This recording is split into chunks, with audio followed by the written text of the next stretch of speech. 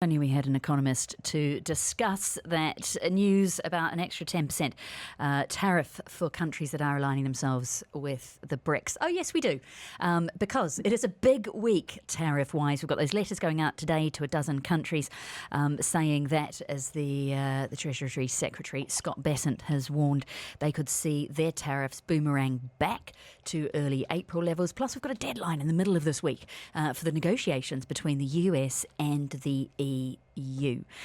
Dan Richards, Senior Economist at Emirates MBD, good morning. Hi, good morning. Which of these tariff threats are you watching most closely? We've had U-turns and indeed even a Trump trade over tariff stickability. Where are we at the moment? Yeah, it's all kicking off again, I think it's fair to say. We are pretty much back where we were prior to April 2nd. What's it going to be? Who's going to have these tariffs imposed on them? And how many are going to stick, right? We've had the so-called taco trade over the past several months. Trump always chickens out.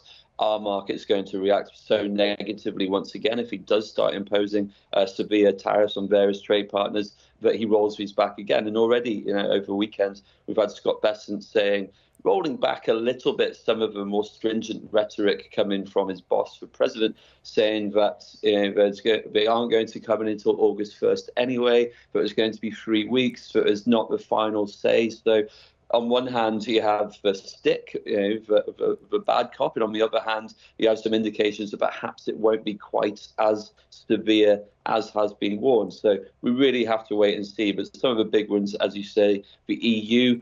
Just this morning, as Richard just mentioned, this latest news about the extra 10% on BRICS members. For us in particular, we'll be watching that closely to see if that's imposed. So, yeah, everything's happening, really. Yeah, and yet the S&P, despite that uncertainty, which traditionally markets do not like, ended at a new record high at the end of last week on the back of Thursday's jobs reports.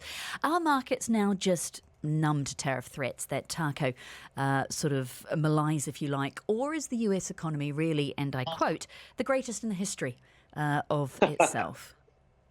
Yeah, I think there is a degree of both, right? Over the past several years, we have had that US exceptionalism, especially as stock markets and some of these companies have been doing very well, the AI, the tech firms in particular. So that is one element of it. And then, yeah, on the other hand, I do think markets are getting a bit complacent or maybe just a bit fed up of like swinging around on the back of these threats, which often don't materialize, or if they do materialize, are very swiftly wound back. So, like I say, we do really have to wait to see what will actually happen.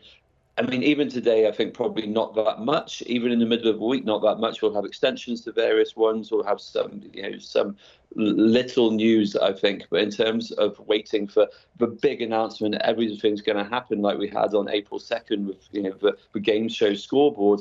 I don't think that is going to happen this week because ultimately there's 180 odd trading partners with which trade deals have to be negotiated and gave themselves 3 months. And now they're giving themselves an extra 3 weeks. It's just not really feasible to achieve that in that time.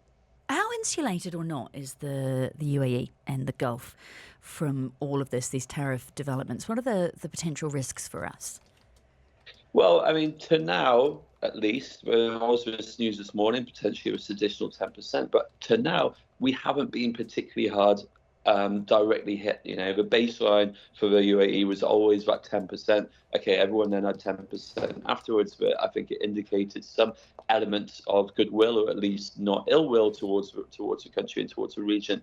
And then in terms of direct exports, they're pretty slim anyway in terms of UAE's general trade makeup.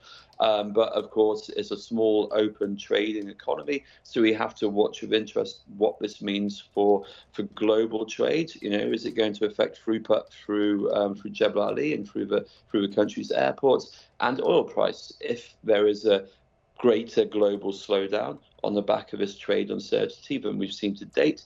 That will obviously impact oil demand and the oil price. Will we see more goods that were bound for some of these markets end up here from countries such as China? And would that be a good thing or a bad thing if we got a glut of those imports?